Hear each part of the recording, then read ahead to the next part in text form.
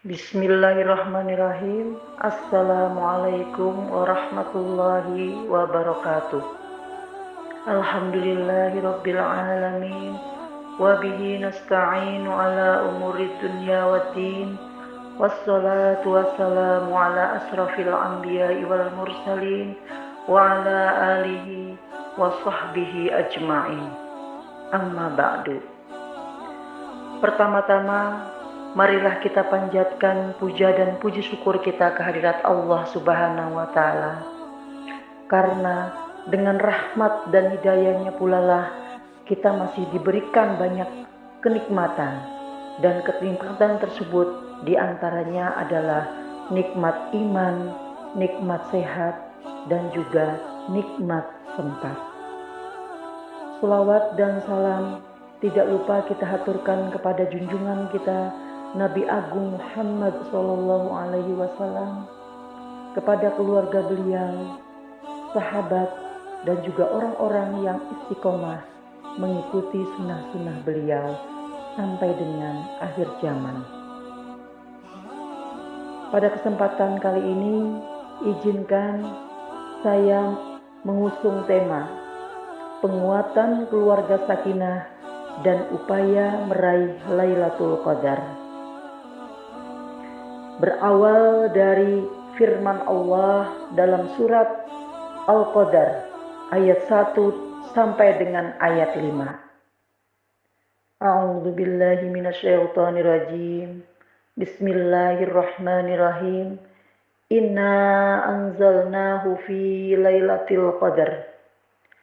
Wa ma adraka ma Lailatul Qadar. Lailatul Qadri khairum min alfi syahr. Tanazzalul malaikatu warruhu fiha biizni rabbihim min kulli amr. Salamun hiya hatta matla'il fajar. Artinya, sesungguhnya kami telah menurunkannya, yaitu Al-Quran, pada malam kemuliaan. Dan tahukah kamu, apakah malam kemuliaan itu? Malam kemuliaan itu lebih baik dari 1000 bulan.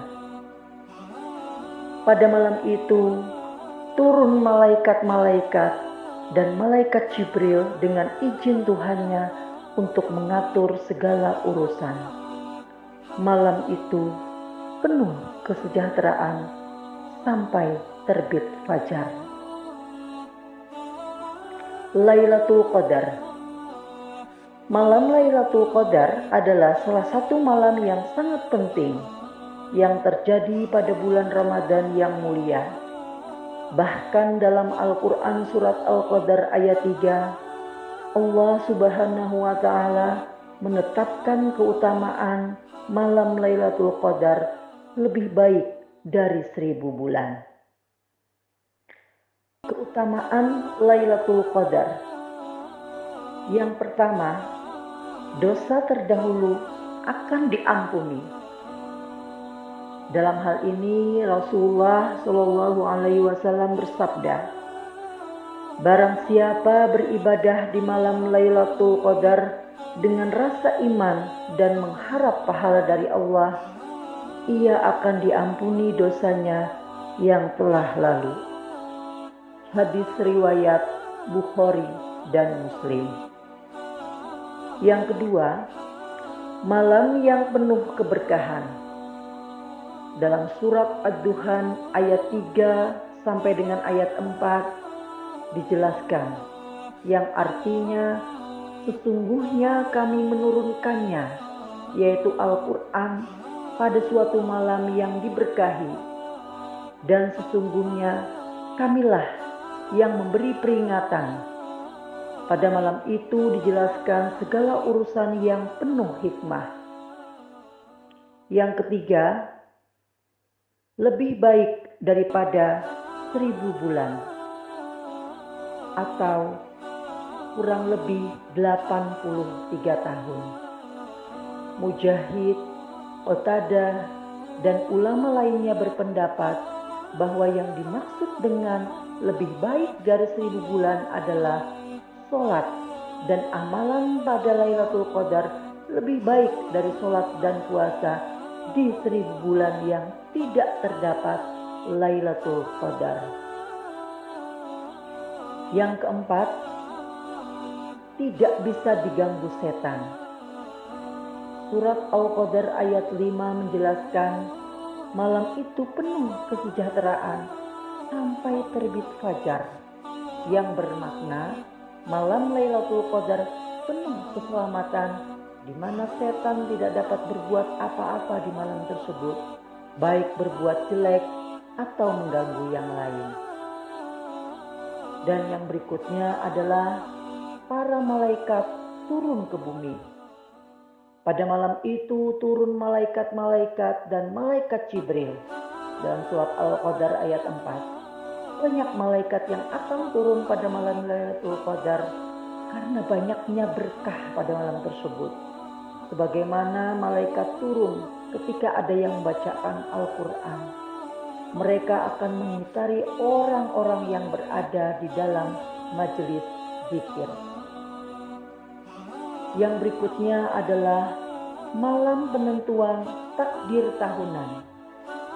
Allah berfirman dalam surat Ad-Duhan ayat 4 yang artinya, pada malam itu dijelaskan segala urusan yang penuh hikmah.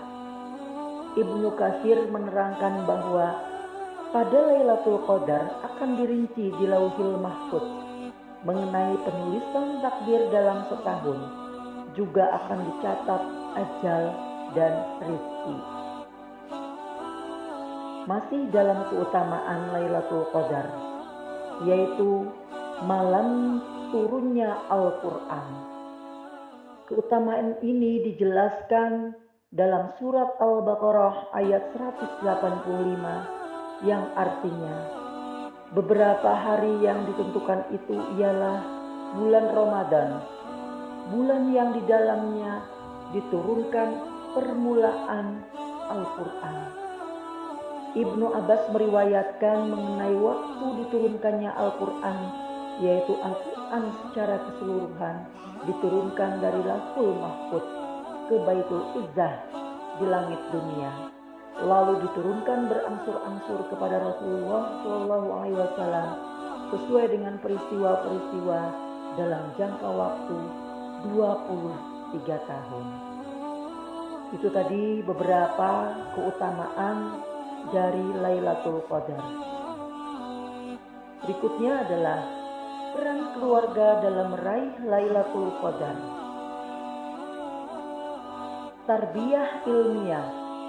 Allah telah menitahkan dalam surat At-Tahrim ayat yang berbunyi, Bismillahirrahmanirrahim, Ya ayyuhallazina amanu qu anfusakum wa ahlikum nar.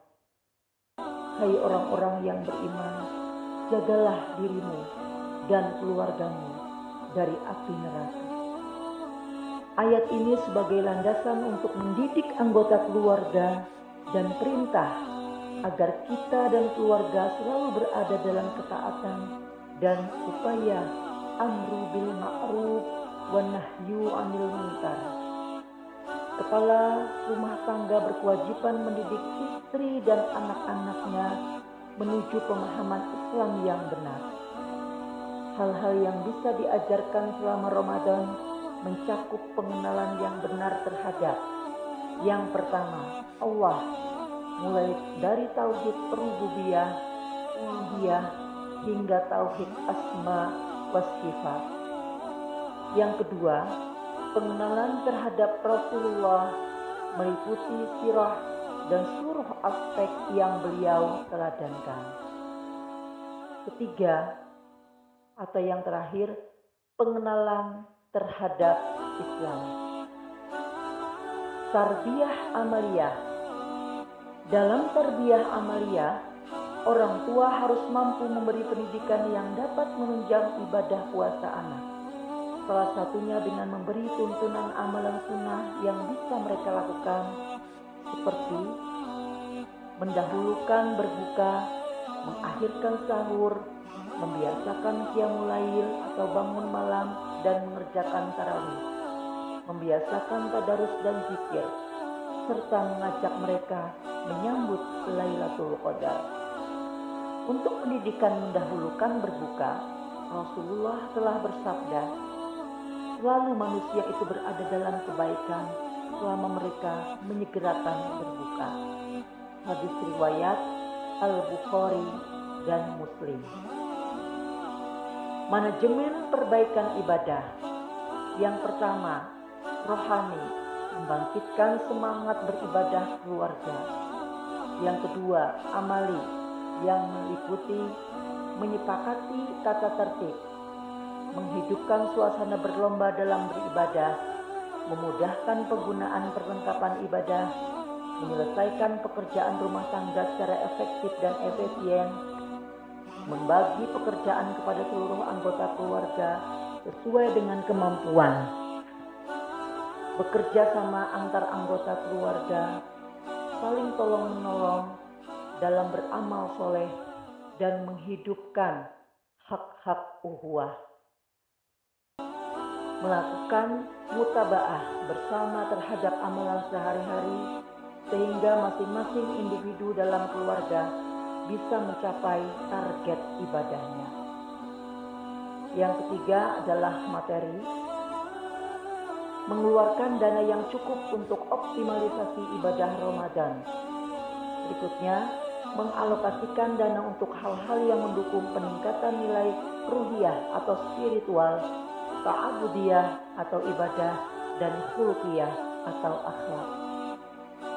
Yang berikutnya, menyediakan alat-alat rumah tangga untuk membuat pekerjaan lebih efektif dan efisien. Kemudian, melengkapi sarana ibadah. Itulah hal-hal yang berkaitan dengan peningkatan keluarga sakinah dalam meraih Lailatul Qadar. Demikian apa yang bisa saya sampaikan. Kurang lebihnya saya mohon maaf. Semoga bermanfaat. Nasrun minallahi wa fathun qarib. Wassalamualaikum warahmatullahi wabarakatuh.